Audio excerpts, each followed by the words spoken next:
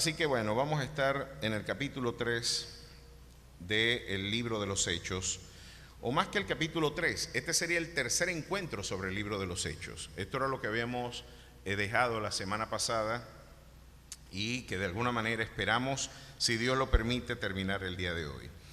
Es interesante observar, y quiero enfatizar este tema, que la espiritualidad cristiana, mis queridos hermanos, no es solamente una espiritualidad para el ejercicio de la experiencia congregacional o para la experiencia litúrgica y ceremonial de un encuentro religioso.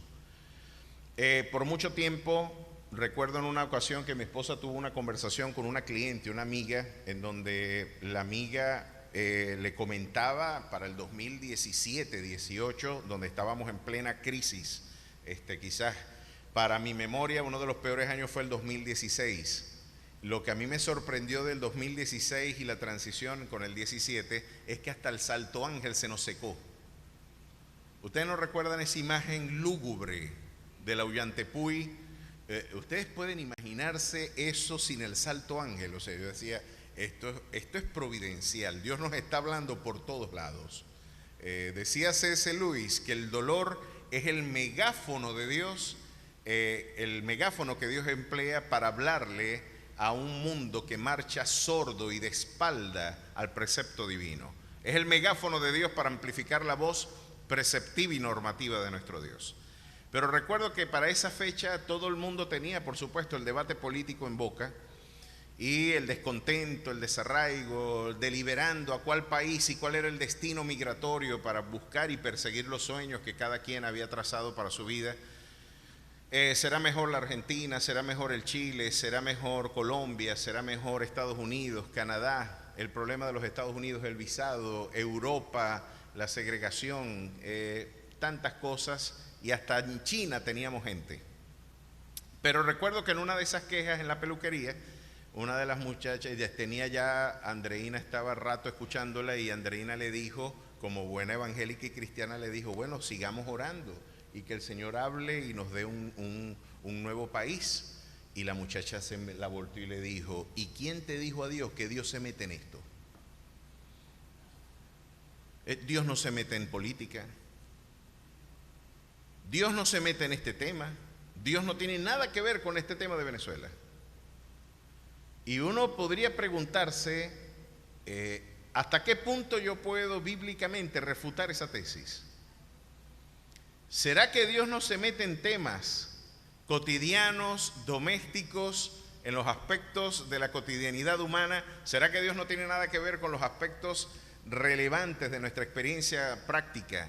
Y solamente es un Dios dominguero, es un Dios de días domingos, pero no es el Dios del trabajo, no es el Dios del mercado viejo, del mercado nuevo, no es el Dios de las carreteras, no es el Dios de los campos, del ganado, de la agricultura. ¿Será que Dios no tiene nada que ver con algunos aspectos de la cotidianidad humana? ¿Será que yo puedo bajar como si bajara un breque cuando se va la luz y tengo que prender la planta? Por ejemplo, una cuchilla. Bueno, voy a hacer independiente ahora el circuito. Yo bajé ahora la cuchilla y ahora estoy en modo planta. Yo voy a bajar la cuchilla de cristiano y ahora soy trabajador. Y los negocios son negocios y Dios es Dios. Aquí yo soy un impío de 7 suelas. En la iglesia yo me porto muy bien. Pero aquí el trabajo es trabajo. Y si yo llevo los valores de mi espiritualidad a la experiencia cotidiana, yo soy un tonto. Me expongo al agravio, me expongo a perder mis intereses, porque como dijo en una ocasión, y fíjense cómo el Señor está trayendo un juicio, permítanme este paréntesis con la lista de Epstein, han podido ver el escándalo que ha despertado este tema de la isla, de este pedófilo que fue asesinado en la cárcel para silenciarle, pero como dice la Escritura, entre el cielo y la tierra no hay nada oculto. El Señor tiene ojos como llama de fuego. Es estéril quererse esconder detrás, ¿verdad?, de cualquier lugar ante el Dios que está viendo todo con ojos como llama de fuego. Es imposible, no erréis. Dios no puede ser burlado. No importa el poder político, económico que usted disponga, Nabucodonosor nos puede dar un testimonio de eso en el libro de Daniel. Lo cierto es que tenemos dentro de la lista nada más y nada menos que a dos presidentes demócratas de los Estados Unidos, a Obama y a Bill Clinton. Y bueno, de Clinton parece que era, y de Obama era un secreto a voces, ya todo el mundo sabía, ¿no? Y ya todos se acuerdan el caso de Mónica Lewinsky, de todo el problema y el escándalo sexual que él tuvo con esta chica. Bueno, ya todos lo sabemos. Pero lo interesante es que este pedófilo y esta comunidad de delincuentes, porque tenemos que decirlo, entre los que están artistas encumbrados que han sido íconos de la cultura pop contemporánea y íconos de la cultura del consumo, del marketing, de la fama contemporánea. Donde está John Travolta, cualquier cantidad, pues son tantos, son 200. Un Stephen Hawking, el segundo cerebro más importante después de Einstein, decía que la fantasía que él iba a cumplir en esa isla de pedófilos era ver enanos desnudos brincar para que resolvieran problemas y ecuaciones matemáticas en una pizarra alta, que no pudieran hacerlo y tuvieran que brincar los enanitos. Miren qué delirio y cómo Satanás puede inflamar la mente carnal y desorientarlo y llevarlo por rumbos irracionales. El cerebro más importante después de Einstein, para muchos, estaba pagando fortunas para ver este tipo de desviaciones. Esa es la condición del hombre sin Cristo. Pero toda esta vuelta la estamos dando porque uno de ellos, Obama, en el Congreso de los Estados Unidos, en una ocasión dijo: yo no puedo gobernar este país con los principios de este libro. Y alguien diría, claro que los sectores conservadores de inmediato levantaron la voz. ¿Cómo que no se puede levantar? No podemos. ¿Cómo podríamos nosotros al sistema de defensa norteamericano impulsarlo con el Sermón del Monte? Imagínense que el ejército de los Estados Unidos tenga que poner la otra mejilla cuando nuestros agresores violenten la dignidad de esta nación. Nosotros no podremos invocar el Sermón del Monte como criterio, como articulación para la interacción política o geopolítica. No podemos. ¿O qué quieren que yo haga? Decía él en el Congreso de los Estados Unidos. Que prohíba el consumo de camarones y de cerdo desde el Congreso Nacional. Porque aquí en el libro de Levítico dice que no se coma cerdo y que no se coman camarones o que no se coma pulpo o que no se coman animales que nosotros comemos, y esto bajo las carcajadas de todo el Senado americano. Las carcajadas, y ahora podemos ver, pero increíblemente sí brindaba una apología muy vigorosa del Corán y hablaba muy bien de los sectores islámicos y consideraba que debían ser respetados en sus dogmas y en sus principios. La pregunta de Obama queremos responderla hoy. La pregunta que Obama hacía y desafiaba a la pastoral americana y desafiaba a la pastoral regional y hemisférica sería: ¿podemos vivir la vida, la experiencia cotidiana desde los valores de este libro? Muy buena pregunta. ¿Se puede ser exitoso y al mismo tiempo cristiano? ¿Se puede vivir en una comunidad plena de bendiciones y de derechos cuando de alguna manera estos valores se integran a nuestra experiencia política y social? Yo respondo un categórico sí. Es más, voy a decir como lo respondió Francis Schaeffer en su libro Huyendo de la Razón, un libro que usted tiene que leer y que está gratuito en distintos portales. Francis Schaeffer escribió Huyendo de la Razón, cómo hemos de vivir entonces, muerte en la ciudad, la miseria del evangelicalismo. Un extraordinario, un auténtico filósofo que anticipó gran parte de la crisis del mundo contemporáneo. Él nos decía en uno de sus libros algo interesantísimo: está muriendo, estamos ante el mundo supracristiano, o estamos ante la muerte, en este caso del mundo postcristiano. Estamos ante la realidad del mundo postcristiano, la era no solamente postmoderna, estamos ante la era postcristiana, porque gran parte de la institucionalidad que los valores del Evangelio habían tenido en nuestra conciencia occidental, hoy no están presentes. Y él decía, estamos al final de la era postcristiana, por lo tanto estamos en el final de la civilización. Lo que está queriendo decir Francis Schaeffer es que la única forma de vivir civilizadamente es vivir bajo los criterios de este libro. Y alguien en una ocasión me decía, pero oye, es interesante ver cómo otros pueblos con otros libros y con otros criterios culturales hoy adelantan exitosas formas de experiencia de vida.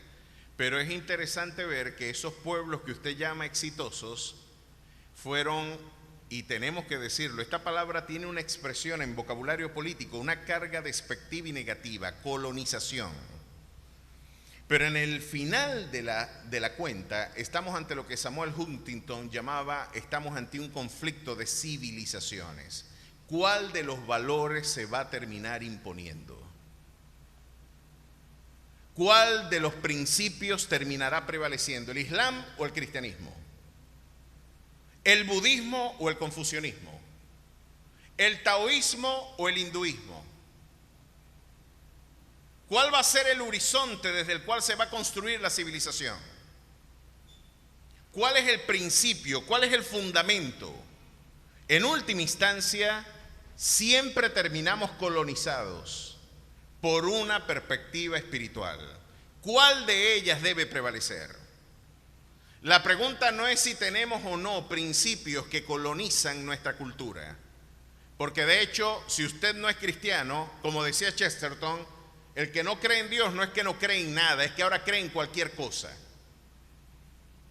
Y si alguien me está ofertando el camino del mundo laico, en donde la espiritualidad y los valores de la espiritualidad no tienen ninguna relevancia para la experiencia política, y me podrían decir, no, el ateísmo sería la mejor alternativa, el Estado que no tenga ninguna relación con los valores de la espiritualidad cristiana, no tengan relación alguna con nuestra experiencia social, económica y política. Si alguien me plantea eso, lo interesante es que si usted abandona la fe, no termina en un lugar neutro. Usted siempre tomará partido por algún valor. Los grandes ateos de la historia, o entre ellos Augusto Comte en su discurso del espíritu positivo, llegó a afirmar en su libro El discurso del espíritu positivo de que Dios no existe. De que la espiritualidad es una de las formas culturalmente menos evolucionadas. El estadio teológico está por debajo del estadio metafísico, que es el estadio filosófico, y el estadio positivo está por encima, encumbrando la actividad intelectual de la cultura humana, de la historia de la cultura. Nuestros pensadores y políticos fueron positivistas desde el siglo XIX y particularmente en Venezuela desde el gobierno de Guzmán Blanco. Abrazaron con entusiasmo el positivismo, no, la ciencia, el cientificismo. Si no lo podemos demostrar científicamente, no es real. Si no tenemos evidencias fácticas tangibles, no podemos construir auténticos saberes. Y así como Newton descubrió leyes en la conducta de los fenómenos del universo, nosotros perseguimos descubrir leyes en la conducta social para manipular a los pueblos. Eso es lo que no nos dijeron. Pero gracias sean dadas a Dios que la conducta humana no es igual que la conducta de un fenómeno físico, y la conducta humana no puede interpretarse al igual que los fenómenos de la naturaleza. Lo interesante y toda esta vuelta que yo le estoy dando es que este ateo que despotricó, que descalificó de la fe cristiana, que hablaba de que los que pensábamos teológicamente estábamos en el entamento más ínfimo de la historia de la cultura, aquellos que pensamos en vocabulario de la fe estamos exiliados del auténtico debate académico, terminó fundando una religión en Brasil, la religión del espíritu positivo, y él se constituyó en el sumo sacerdote de esa religión, y su libro era la Biblia. Entonces, ¿en qué quedamos? Si Cristo no es el camino, no es que nos quedamos en blanco, es que ahora creemos en cualquier cosa. Estos pedófilos que están desclasificando estos documentos, la mayoría de ellos son ateos.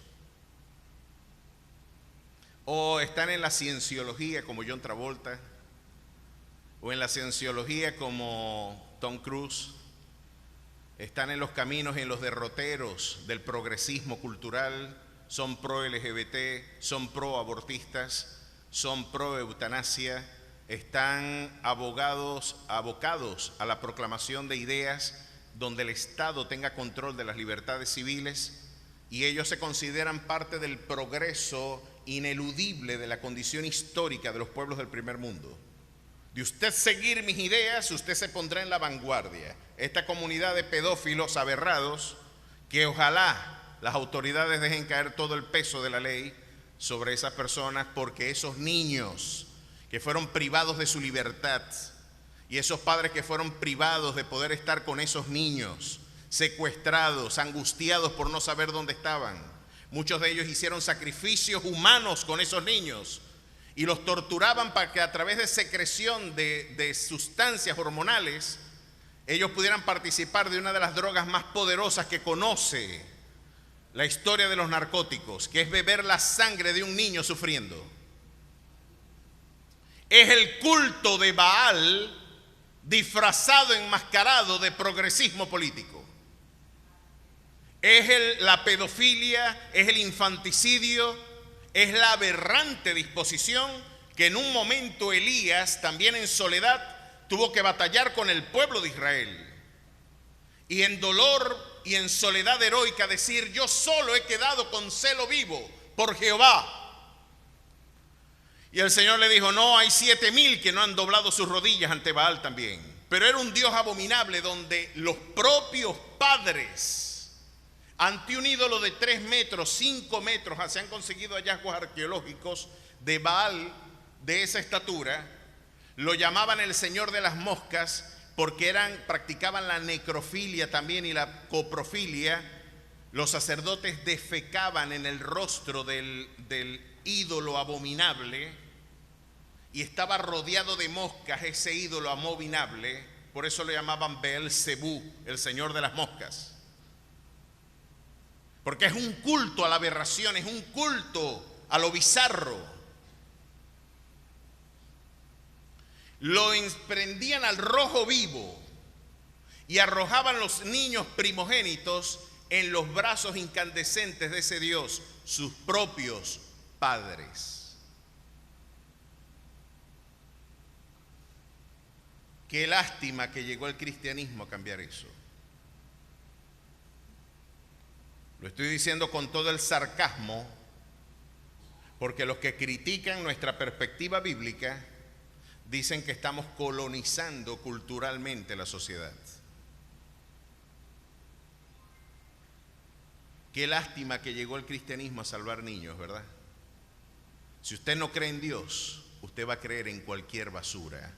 Pero mientras la iglesia esté peregrinando, tendremos que decir esto: yo soy el camino, la verdad y la vida, y nadie va a ir al Padre sino a través de Él. Vamos a responderle a Obama. Vamos a responderle: ¿se puede crear un mundo desde la espiritualidad cristiana? Claro que sí. Uno de los grandes fracasos de los grandes modelos de izquierda es que necesitaban la promoción de un nuevo hombre para la consolidación de una nueva sociedad. El nuevo hombre, Carlos Rangel, cuando escribe su libro Del buen salvaje al buen revolucionario, un libro que en la UCB se quemó, en la UCB lo quemaron, en la UCB quemaron ese libro para los años 70. Carlos Rangel lo escribe un año después de que yo nací, y sin embargo me he dado a la tarea, increíblemente, yo nunca me imaginé que un tipo que me aburría tanto de niño ahora me interese tanto escucharlo. Yo me acuerdo que mamá prendía Buenos Días, donde estaba Sofía Inver y estaba ese monstruo anormal, que ahora que lo estoy conociendo me estoy dando cuenta que teníamos el científico social más importante del hemisferio, lo teníamos en Venezuela.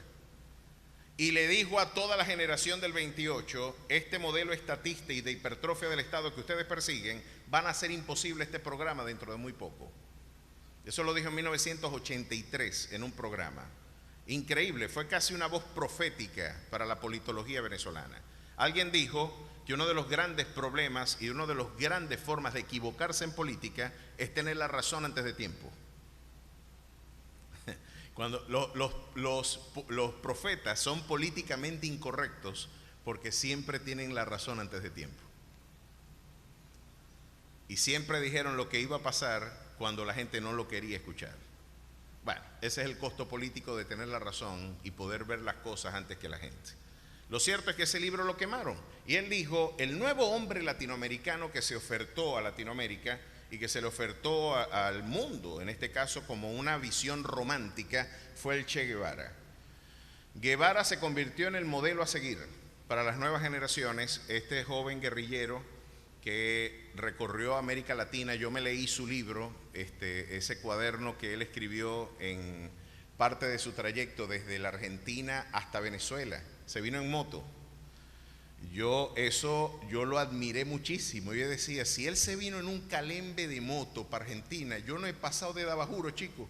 Y es increíble. Y no se preguntaba si la moto estaba buena o mala, iba pasando aceite, muchacho. Humo iba, y el Che llegó a Venezuela. Llegó, tengo entendido, hasta nuestro país. Desde la Argentina, pasó por distintos lugares. Es un muchacho que se convirtió en el paradigma iconoclástico de lo políticamente correcto, de lo que debería ser la insurgencia juvenil. Se convirtió en ese paradigma a seguir del nuevo hombre latinoamericano. El Che es el joven, aquel que diría Allende, el que no es revolucionario, está en este caso, es un hereje hasta biológicamente hablando. Porque por constitución biológica nosotros debemos parecernos a ese joven. Lo cierto es que el Che, hoy abanderado en los movimientos pro-LGBT y gran parte de los movimientos políticos progresistas contemporáneos, usted ve que la franela del Che se ha convertido en un triunfo capitalista para despropósito del propio Che. Se gana mucho dinero con la impronta del Che en la franela. Y él se ha convertido también en un aparato del marketing, del capitalismo que tanto se criticó. Lo interesante es que el Che, hoy abanderado por las campañas pro-LGBT multicolor, él tuvo un campo de concentración donde tuvo campos de fusilamiento, donde asesinó y exterminó a los homosexuales en Cuba. Y uno se podría preguntar, él es ejemplo de progresismo cuando estaba asesinando a los que hoy se abanderan con su rostro. Es comiquísimo, comiquísimo que los gays marchen por el Islam, por la promoción del Corán, y usted ve que los islámicos los montan a ellos en edificios de 10 pisos y los tiran para abajo, a los gays. Libertad para el Islam, libertad para el Corán. Queremos parecernos al Che, y el Che los exterminó en La Habana. Y el Islam los tiran por los rascacielos. El pecado no es coherente, hermano. Eso de progresismo no tiene nada, porque es la invocación de la comunidad precristiana. Estamos hablando del culto a Baal de forma encubierta a través de un vocabulario filosófico. Y quiero decirle con estas irreverentes palabras que estoy levantando, porque la verdad es así, como diría Artigas, con ella ni temo, ni ofendo. La verdad es terapéutica y transformadora. Conoceremos la verdad y ella es la que trae libertad. Vamos a ver hasta qué punto nuestro pensamiento no es cristiano en muchos aspectos. El nuevo hombre que el mundo necesita, ya vimos que de ser el Che, el criterio y el nuevo hombre a seguir, vemos las carencias éticas, morales, por esplendor que tenga el Che, no se puede convertir en el horizonte de la vida de un joven. Ya hemos visto en la crisis de los misiles del 16 de octubre de 1962, por ejemplo, el Che puso 2 misiles rusos en el gobierno de Nikita Khrushchev apuntando a los Estados Unidos, y Kennedy le dijo, si ustedes no me quitan esos misiles de allí, aquí nos matamos todos. Nikita Khrushchev recogió, quitó los misiles, y Fidel y Che se pusieron bravos. Y uno se pregunta, ¿qué quería? ¿Que nos muriéramos todos? Este es el nuevo hombre que puede regentar en la historia. Fue un acto pusilánime, fue un acto de cobardía, haber quitado los misiles. Ni abogando por los gringos, ni abogando por, en este caso, la experiencia de la Revolución Cubana. Lo interesante es que a estos dos sectores no les importaba matarnos a todos con tal de llevar a cabo su propósito. A Kennedy con su capitalismo y al Che con su comunismo y su socialismo, porque socialismo es el eufemismo del comunismo. No importa, aquí el que aprieta el botón gana, y peor para todos los demás. O es todo o es nada. Y yo digo, ese es el hombre que puede regentar la historia. Este está pensando en sus agendas y es más dogmático que yo, que soy cristiano. Y supuestamente el cristiano es el inflexible, el dogmático, el que no puede pensar, el que está retrasado intelectualmente y que tiene la fe como una muleta intelectual porque no puede pensar académica ni filosóficamente, no tiene independencia intelectual. Pero yo, en mi perspectiva cristiana, me pregunto si vale la pena exterminar la humanidad en nombre de dos modelos económicos. Ese no es el nuevo hombre. El cristianismo viene a plantear el auténtico nuevo hombre que la humanidad necesita. El auténtico nuevo hombre que la humanidad necesita y el auténtico referente del hombre que yo debo ser es nada más y nada menos que aquel al que llamamos el alfa y la omega, el principio y el fin, el que era, el que es y el que ha de venir, el Dios todopoderoso. El Rey de Reyes y Señor de Señores. Ese carpintero que de alguna manera algunos consideran está en descrédito o está en desuso. Yo sí creo que ese debe ser el paradigma del nuevo hombre. Y no solamente Él vino a enseñarnos frente a un mundo deshumanizado, Él se humanizó. Frente a un mundo sin rumbo, en donde la naturaleza humana estaba siendo desafiada por nuestra conducta, por nuestras elecciones. Este ser carencial, sin rumbo, sin orientación, deshumanizando su propia naturaleza, frente a ese mundo deshumanizado, Dios se le ocurre la idea de humanizarse y decir, este es el hombre. Este es el hombre a seguir. Y tengo buenas noticias. Todo aquel que en él cree se convertirá también en un nuevo hombre. Porque de modo que si alguno está en Cristo, nueva criatura es. Las cosas viejas pasaron, he aquí todas son hechas nuevas. Vamos a hablar de ese nuevo hombre. Y vamos a responderle a Obama, miren toda la vuelta porque le tenía ganas a este tema. Después de que con esa soberbia y prepotencia que me consigo esa locución en el Senado de los Estados Unidos, burlándose de nuestra Biblia, burlándose de nuestra fe, ¿es que acaso podemos construir un mundo desde estos valores? No, es que la única forma de construir civilización es a través de estos valores. Vamos a demostrárselo. Habíamos visto que para esta visión de los primeros cristianos consagradas en el libro de los Hechos, la perspectiva de los nuevos cristianos hoy es una pregunta fundamental para el cristiano. ¿Qué se supone es un cristiano? ¿Cómo podemos responder esa pregunta? ¿Un cristiano es quién? Alguien que dice aleluya, gloria a Dios y tiene una Biblia más grande que esta debajo del... No, sobaco no es una mala palabra, no se ofenda. En la Biblia está. La Biblia en el libro de Jeremías dice que él lo bajaron en una cisterna, lo amarraron por los sobacos. Así que no es una mala palabra. ¿Es eso un cristiano?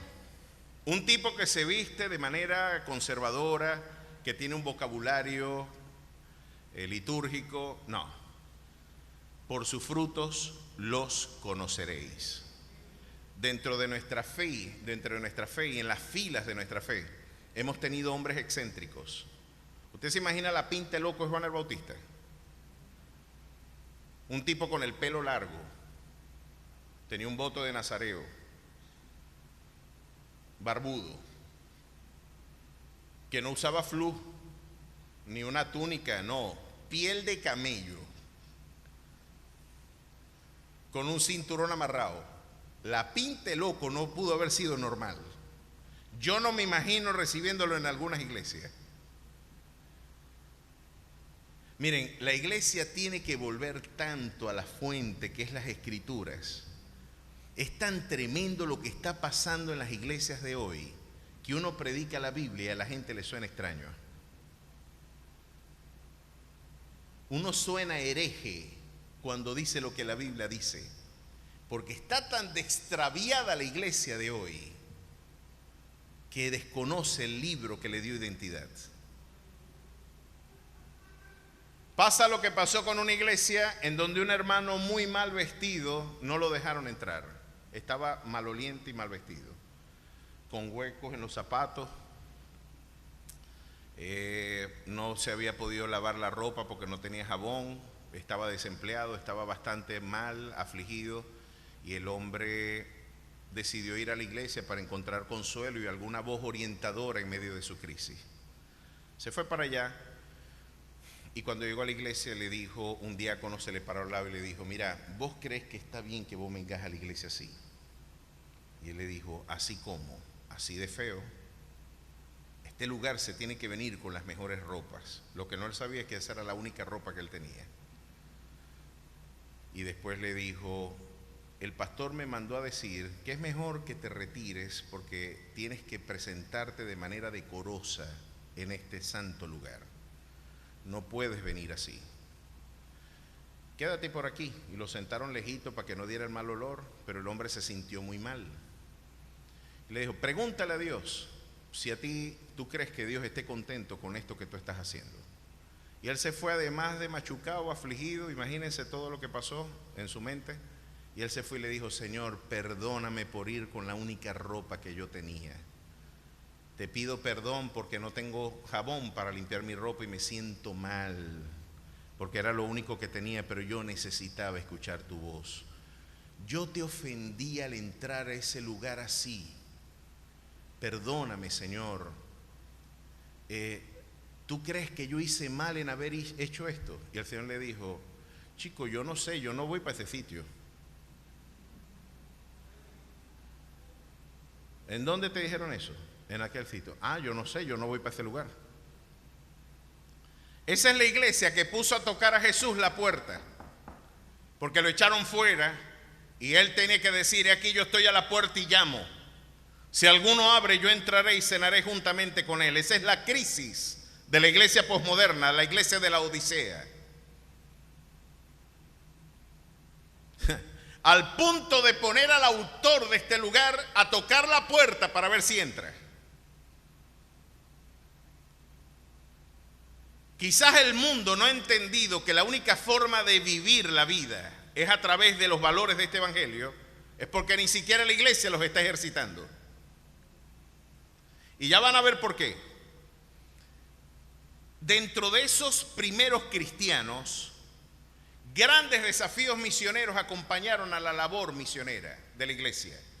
Interactuar con una cultura distinta, demostrar a la comunidad judía que el Jesús era el Mesías esperado por ellos, que los valores consagrados en el Evangelio no contradecían la ley, sino que le daban cumplimiento a la ley y que eran la plenitud de la revelación divina, lejos de contradecirla, venía a brindar una satisfacción plena a todo el mosaico doctrinal de nuestra visión del mundo. Nos venía a dar una plenitud integral y progresiva de la verdad del Evangelio.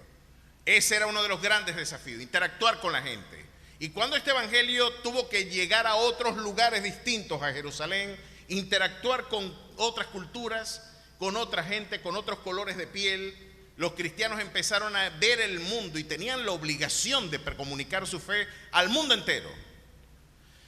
Y una de las cosas con las que nos encontramos es que el cristianismo, si usted me permite, usted acompáñeme un momentito a Gálatas, capítulo 3, verso 28. ¿Por qué el cristianismo sería la única forma legítima de vivir?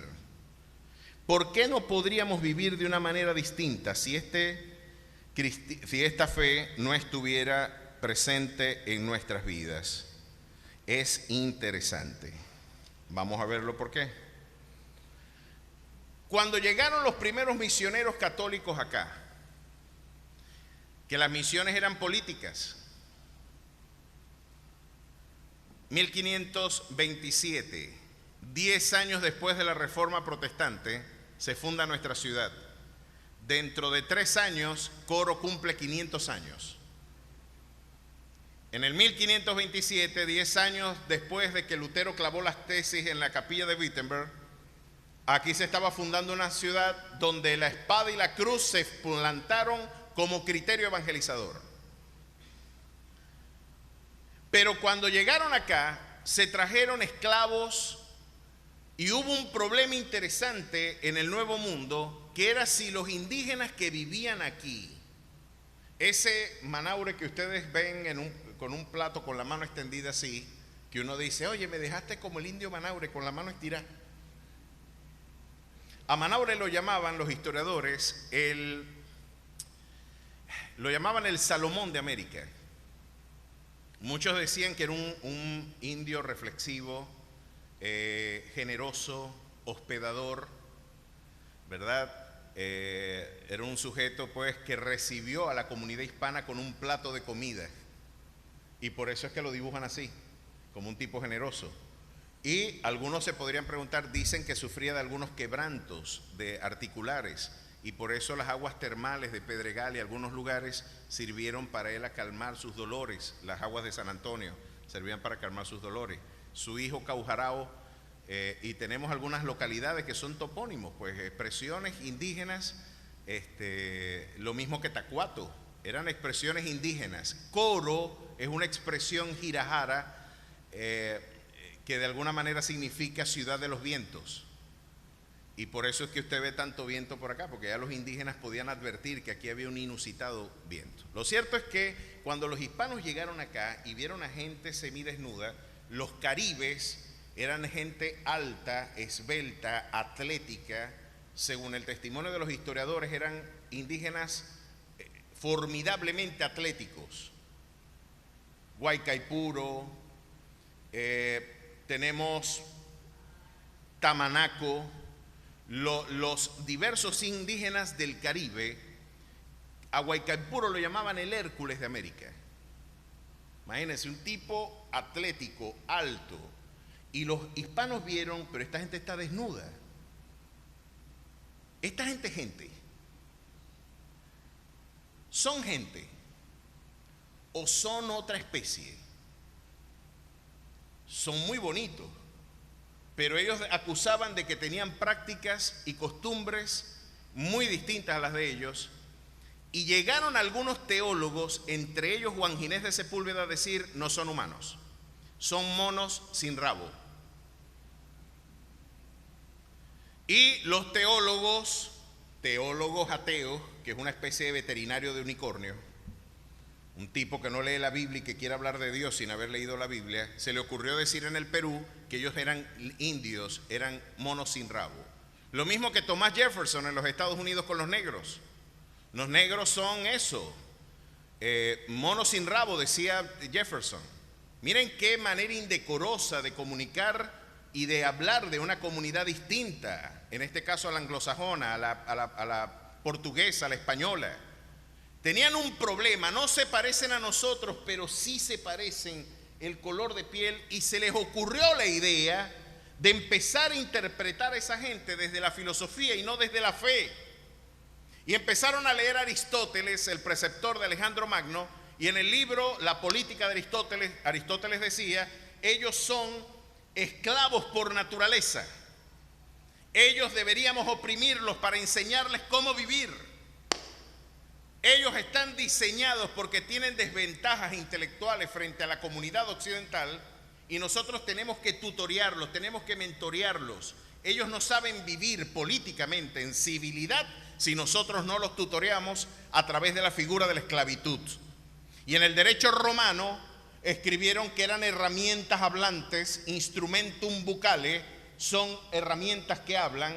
Y por eso aquí en nuestro coro, en la vela de coro, hace 2 siglos y medio atrás, los barcos negreros llegaban a las costas de Coro, donde siempre el 30% de la tripulación moría en su recorrido desde el Atlántico occidental africano hasta nuestro Atlántico americano, morían el 30%. Una estela de tiburones perseguía el barco negrero donde eran arrojados los cadáveres de las personas que eran secuestradas, violentadas en su derecho de sus comunidades aborígenes africanas.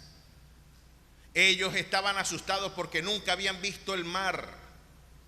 Y una de las preguntas que se hacía la comunidad africana es: pero ¿para dónde nos llevan hay tierra firme? ¿Podemos caminar o todo es así lleno de agua?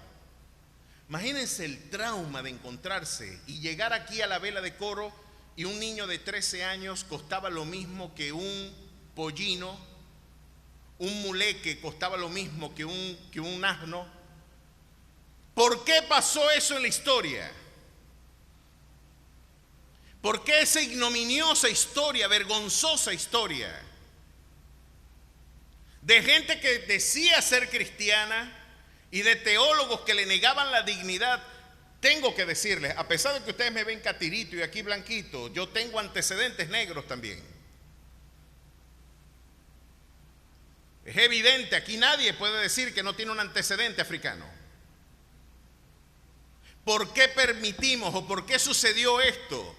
¿Por qué en los Estados Unidos y en otros lugares del mundo hay iglesias solo para negros y hay iglesias solo para blancos?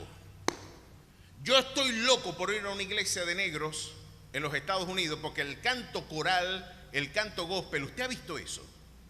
Eso es espectacular. Y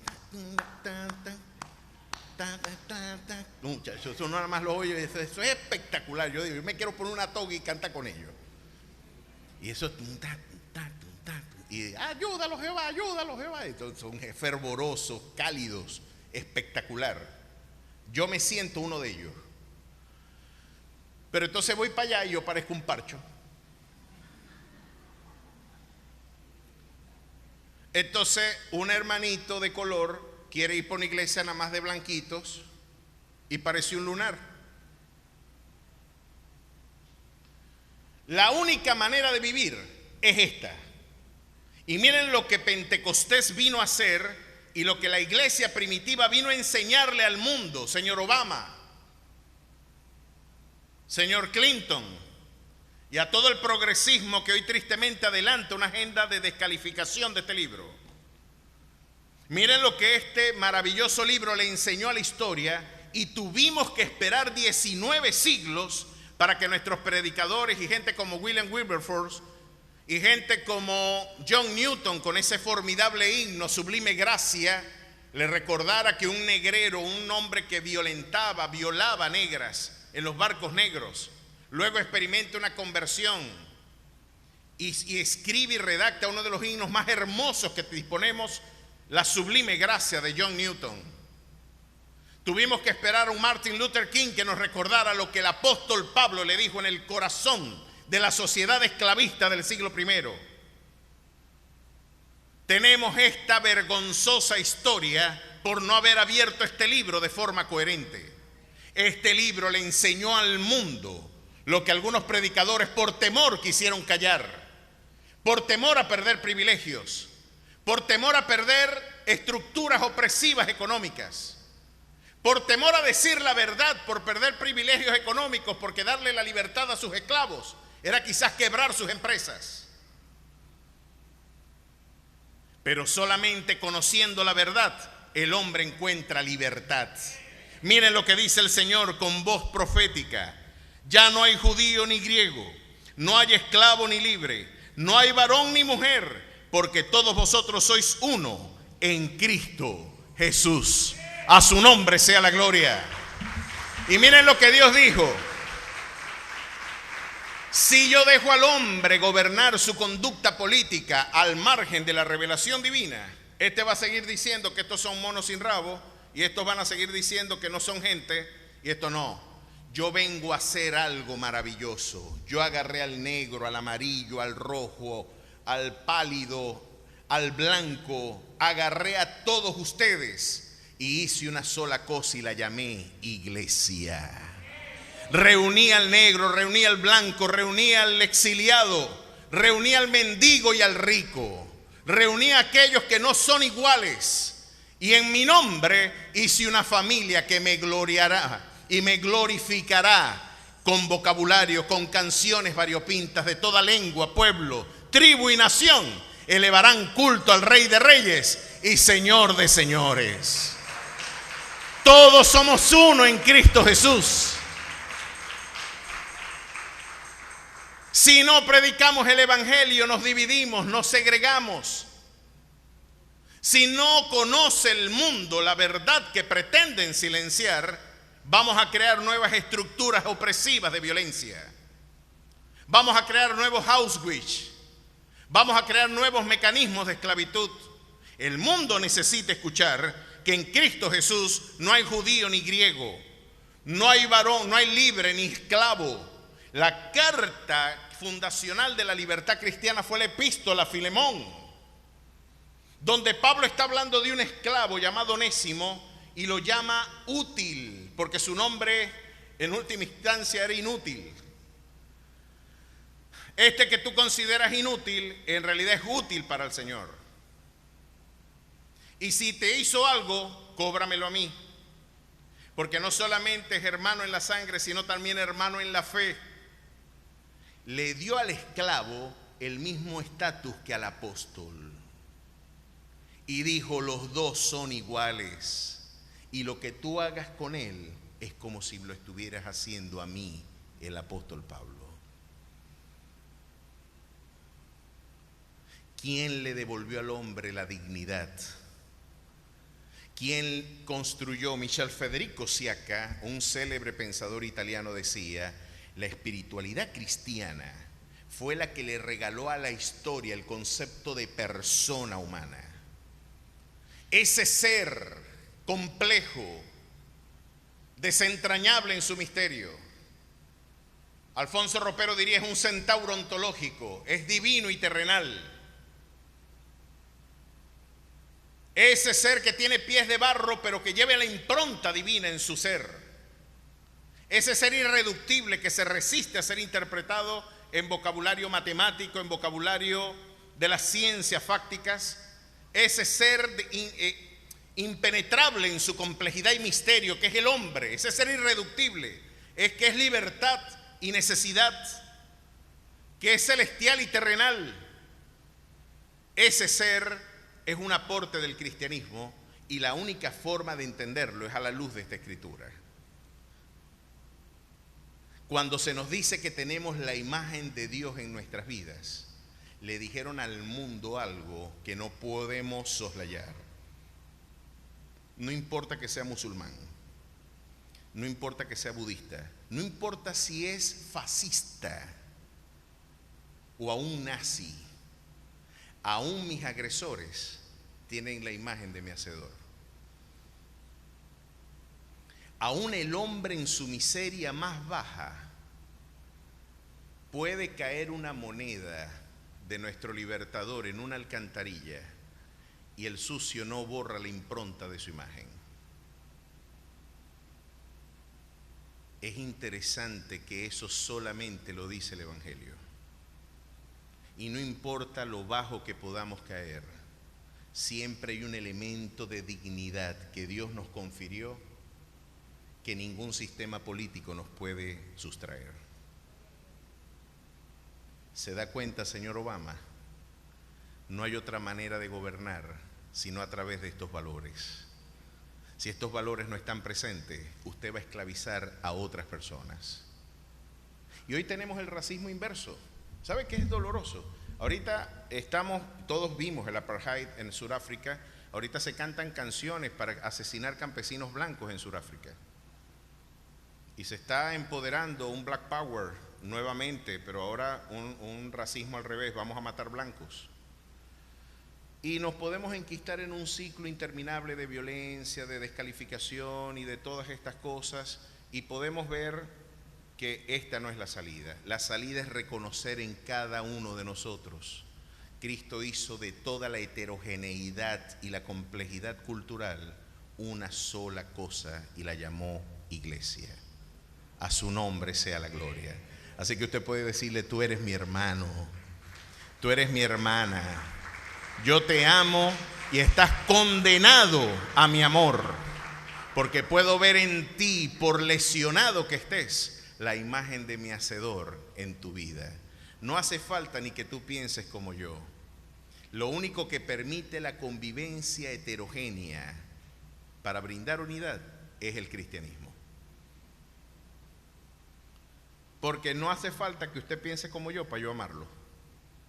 Yo tengo el deber de amar hasta mis enemigos. Hasta mis enemigos. Así que no creo que haya otra forma más racional de vivir. Vamos a ver qué otras cosas podemos aprender de esta fe y de los primeros cristianos. Hemos visto y seguimos meditando en el libro de los Hechos. Manténgalo ahí abierto y no lo deje. Unidad en medio de la diversidad, y fundó dentro de la heterogeneidad la unidad del Espíritu. Otro elemento distintivo de los primeros cristianos es la sabiduría. Hechos 15, 1 al 11 nos pueden brindar un ejemplo de qué sucede cuando en una controversia nosotros podemos polarizar nuestra experiencia,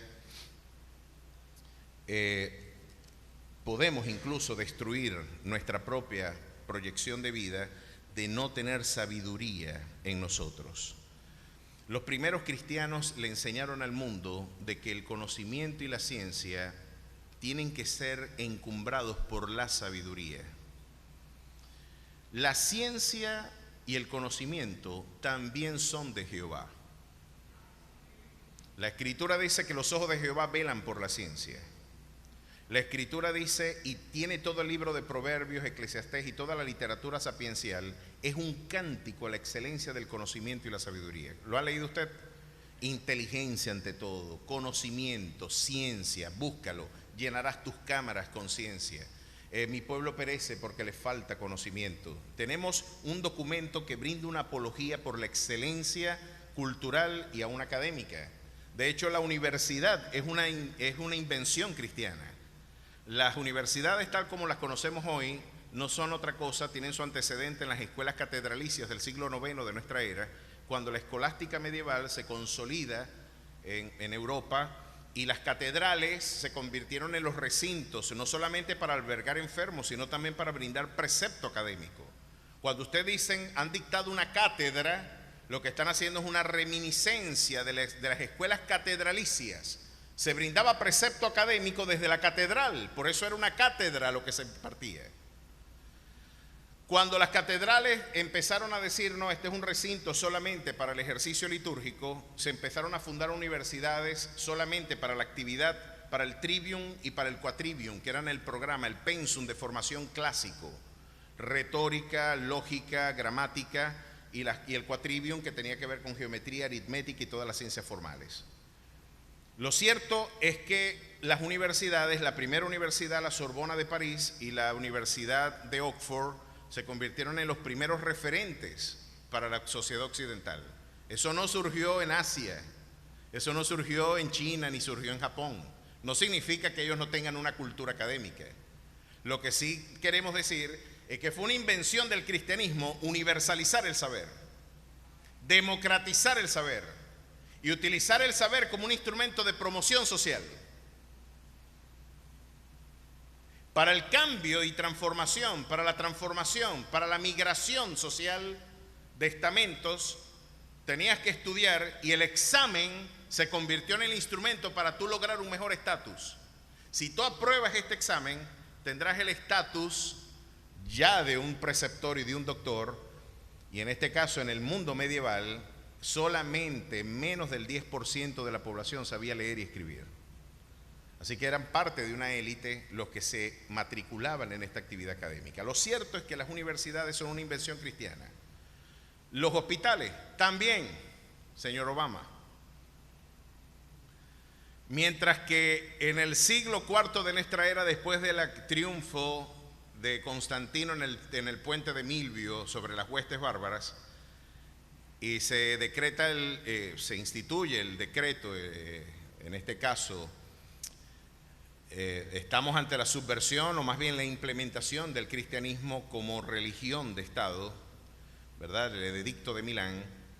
Nos encontramos con que este proceso de resemantización cultural que sufrió Europa, hubo algo interesante más adelante. Juliano el Apóstata dijo, nosotros tenemos que volver al paganismo. lo responsable de que el imperio se esté cayendo es precisamente el cristianismo.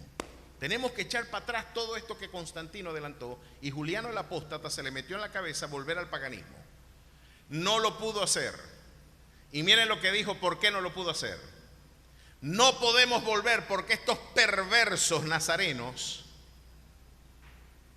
crearon lugares que en lugar de huir de los que están enfermos, ellos los recogen. Los paganos, cuando vemos a alguien con enfermedad, huimos de ellos. Los cristianos perversos los recogen y los cuidan. La gente los quiere. Y con ese espíritu hospitalario, Occidente conoció los hospitales.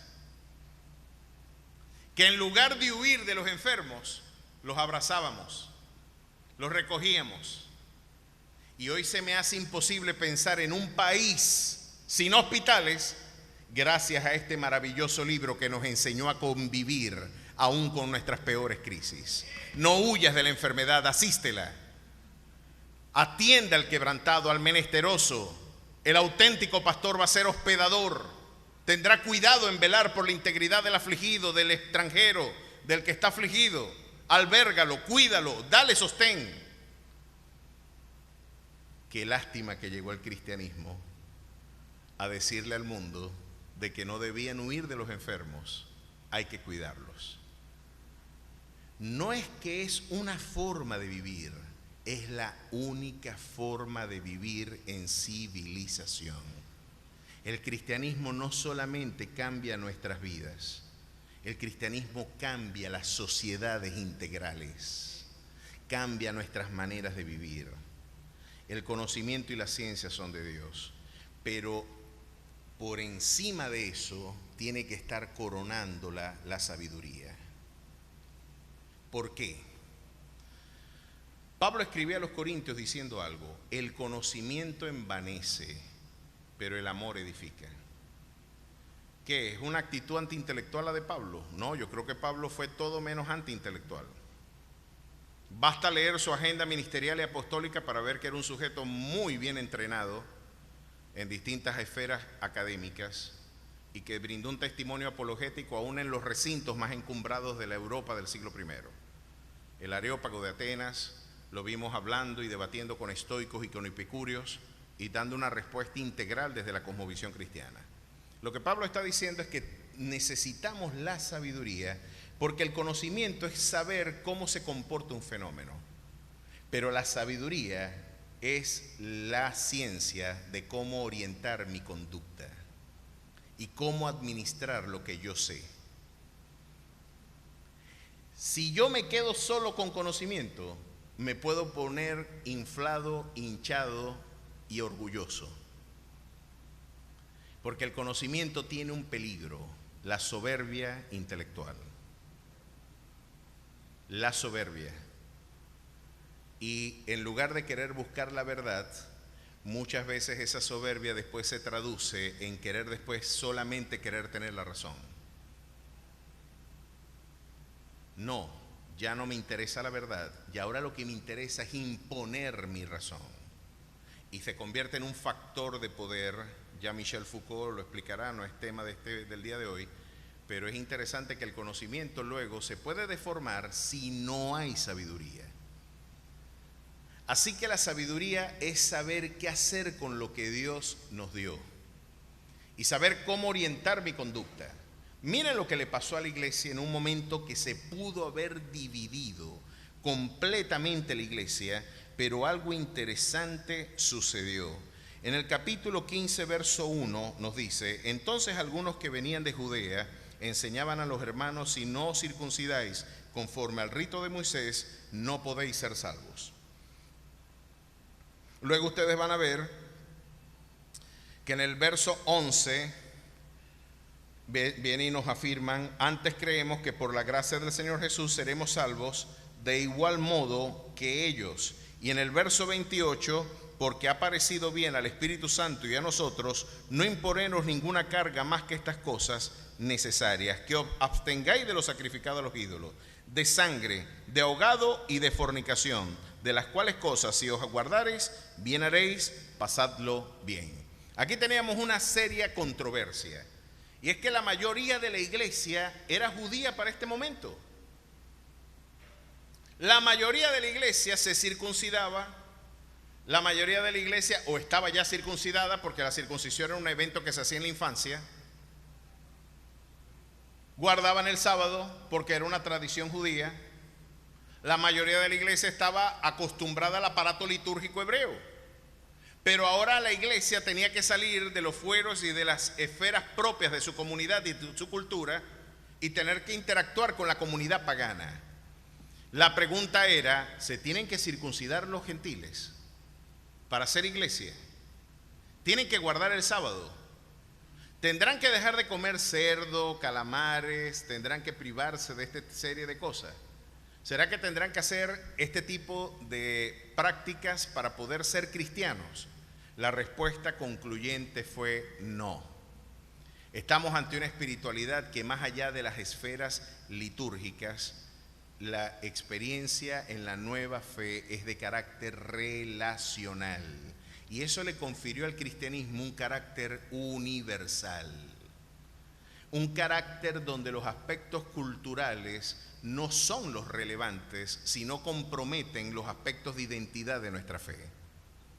Podemos respetar que usted coma, y usted se podrá preguntar, ¿yo puedo comer de todo? ¿Sí? Mata y come. Eso no significa eso, pastor. Mata y come significa de que debían predicarle a los gentiles. Bueno, debían predicarle a los gentiles porque el Señor le está mostrando que ahora puede vulnerar el aparato litúrgico hebreo. Y uno de los aspectos del aparato litúrgico es que no podían tener interacción con una comunidad gentil incircuncisa. Y si me puedo comer un animal, un reptil, que era inefable pensar eso en la concepción hebrea, ¿cuánto más no voy a poder predicarle a un judío, a un griego, a un fenicio, a un turco, a un hispano? Claro que sí. Lo cierto es que está más allá de esa la experiencia cultural. ¿Qué me puedo yo comer, pastor? ¿Mi espiritualidad obliga que alguien no coma cerdo? No, la sabiduría en este caso permitió solucionar algo que hubiera desbaratado la iglesia y que le confirió al evangelio un carácter universal más allá de nuestras fronteras culturales. Mis queridos hermanos, yo les podría escandalizar a ustedes diciendo que me puedo comer hasta una culebra. ¿Ha comido alguno aquí boa? ¿Alguien ve? Ya se la comieron. Ustedes están como el colombiano amigo mío, un colombiano que se comió un samuro. Dios mío, yo dije, ¿vos te comiste un samuro? Sí, señor. Hombre, yo me comí eso allá cuando estaba en la raya. Me comí un samuro. Y dice, ¿y cómo va a ser posible? Este había comido de todo. Se dijo, ¿y qué te pasó? Sí, lo que pasa es que es difícil agarrarlo. Yo esperé que se metiera, se estaba comiendo un caballo. Y cuando él se metió en la barriga del caballo, yo salí corriendo y me metí adentro del caballo y lo agarré por las patas y el samuro volaba y yo lo agarraba y le di un palo y lo maté. Y todo el mundo con la cara arrugada. ¿Y qué hiciste? Me lo comí. Y dice, ¿y qué pasó? Lo único malo es que puso amasgo el arroz. Puso amasgo el arroz. ¿Cómo no lo va a poner? Sin embargo, a pesar de mis repudio cultural, no pecó. ¿Se dan cuenta la parálisis paradigmática que algunas de nuestras perspectivas folclóricas e institucionales pueden promover, no? A mí me parece inusitado comerme un murciélago. En el antiguo pacto era prohibido comérselo, pero en rigor del nuevo pacto no es pecado ya. Y usted dirá, usted fue parte de los responsables del COVID entonces. Usted le dijo al chino que no, yo no me comería ese animal tan insalubre. Yo no me lo comería es por razones sanitarias, pero no por razones religiosas. ¿Sí me están entendiendo? Yo no me lo como es porque es. ¿Cómo me voy a comer yo un animal que come animal muerto o que chupa sangre por el amor de Cristo? Y no, se me hace imposible comer con lo pretencioso que soy yo para comer, muchacho. Pero en rigor teológico tengo que reconocer que mis prejuicios culturales no son los prejuicios y los gustos descritos en este libro. Es interesantísimo ver que el Evangelio le aporta universalidad al diálogo intercultural. Y que el auténtico nuevo hombre que la espiritualidad y el mundo necesita es este hombre que puede decir: yo no participo contigo de esta idea, no es un elemento neurálgico de nuestra fe, pero la sabiduría me indica que si yo impongo mi perspectiva étnica, yo voy a polarizar y dividir la convivencia. Este es un temazo y yo lamento haberlo expuesto al final, porque no quiero que usted diga que yo dije Diego cuando dije Digo, porque cuando digo dije Digo y no dije Diego. Hay que tener cuidado. ¿Está el pastor haciendo una apología del relativismo cultural? De ninguna manera. Hay realidades que son relativas y hay verdades universales e inflexibles. Pero con esto lo que yo le quiero comportar a la iglesia es que nuestros gustos étnicos no se tienen que convertir en el único criterio para la convivencia espiritual. Los gringos se les tiene que sacar de la cabeza pensar que evangelizar a un Yanomami es ponerle Levi Strauss y ponerle una franela a la indígena. Ahora sí son cristianos porque tienen blue jeans. O ahora yo sí soy cristiano porque de alguna manera comparto este vocabulario. La espiritualidad cristiana puede advertir que a través de esa multiculturalidad existe una identidad inconmovible, verdades inamovibles, pero también hay contingencias históricas y culturales que se permiten vivir en ellas, porque este Señor nos enseñó que más allá de los aspectos litúrgicos están los aspectos relacionales presidiendo el nuevo pacto. Ya no es que no dejes de comer conejo. El que come conejo en la Falconzulia antes no podía entrar a una sinagoga, pero ahora sí puede entrar a una iglesia. El que antes comía iguana en la Falconzulia no podía entrar a una sinagoga. Ese es un animal inmundo. Imagínense, ya Edwin y yo aburrimos las iguanas. Ya se aburrió. ¿Cuántas huevas de iguana te comiste? Bueno, te hubieran apedreado en Israel. Pero en el nuevo pacto, la sabiduría del nuevo pacto ha brindado dentro de esas particularidades culturales la convivencia de una fe que respeta la dignidad humana donde quiera que se encuentre, y que esas particularidades históricas también no son relevantes, porque el reino de los cielos no consiste en comida o en bebida, sino en gozo, paz en el Espíritu. A su nombre sea la gloria. Seguimos la semana que viene meditando en esto, pero al señor Obama le quiero decir de que sí, la única manera que tenemos de vivir es a través de este libro. Si no fuera a través de este libro, de alguna manera no podríamos vivir civilizadamente. No es que es un camino posible, es el único camino para yo ver en el negro, en la mujer, en el indígena, en el amarillo, en el blanco, ver la imagen de Dios impresa en cada uno de ellos y ver que Dios reunió a toda esa enorme familia y la llamó el cuerpo de Cristo. ¿Cuántos dan gloria a su precioso nombre? ¿Cuántos dan gloria y alabanza al que vive y reina por los siglos de los siglos? Póngase de pie y vamos a orar para que el Señor en este 2024 traiga tiempos de bondad, de refrigerio, de gozo a nuestras vidas.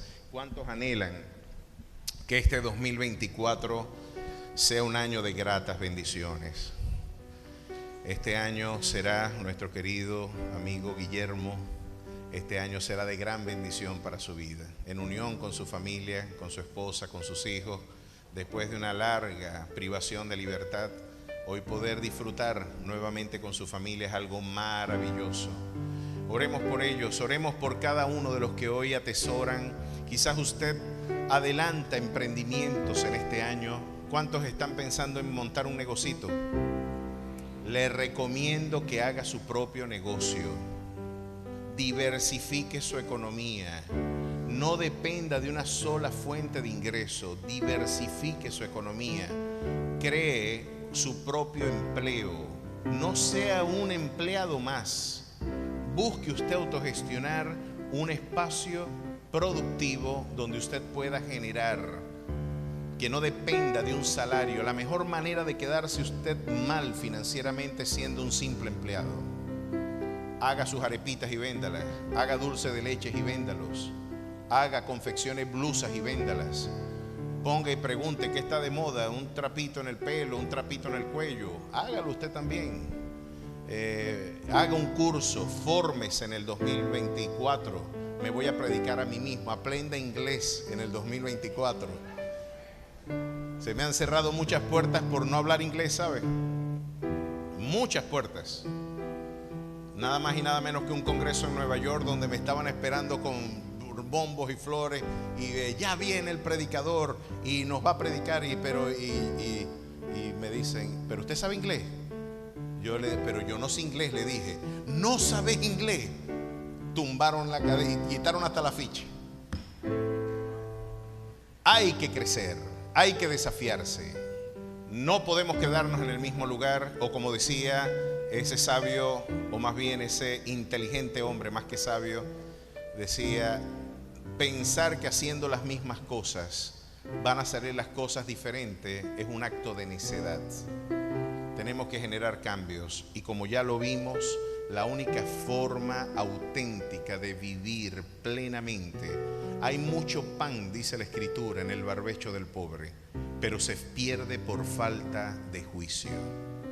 Es decir, hay una mina en nuestras manos, pero no sabemos cómo usarla. Este libro nos enseña a que busquemos la sabiduría, a que busquemos y amemos la ciencia. Este libro nos enseña también de que debemos llevar el Cristo que anunciamos los domingos a nuestros trabajos también. Usted no puede ser un líder opresivo, y usted no puede ser un maltratador y violento empresario y luego levantar manos santas en el culto. No podemos violentar el derecho, y no podemos estafar a alguien diciendo: es que si yo lo vendo por lo que cuesta no gano. No, usted véndalo por lo que cueste.